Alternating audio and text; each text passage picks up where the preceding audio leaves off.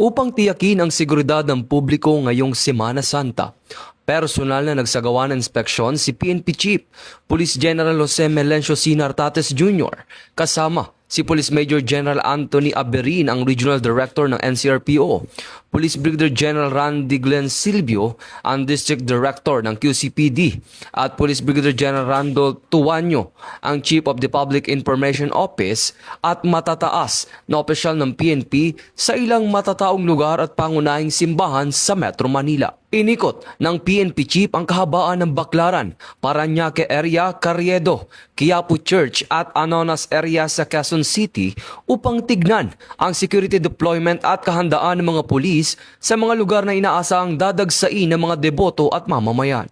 Bumisita rin siya sa mga simbahan sa Baclaran, Quiapo at St. Joseph bilang bahagi ng direktang pagmomonitor sa kabuuang sitwasyon at pagpapatupad ng mga hakbang pang-seguridad.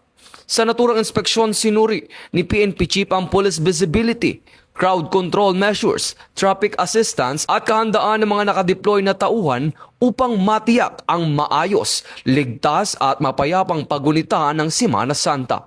Ayon sa Philippine National Police, patuloy ang kanilang pagbabantay at pakikipag-ugnayan sa iba't ibang unit upang agad makatugon sa anumang pangangailangan ng publiko sa mga pangunahing lugar ng pananampalataya at iba pang matataong lugar. Nananawagan naman ang Philippine National Police sa publiko na manatiling alerto at makipagtulungan sa mga otoridad para sa ligtas at maayos na pagdiriwang ng Semana Santa. Ito ang bagong PNP para sa bagong Pilipinas. Serbisyong mabilis, tapat at nararamdaman.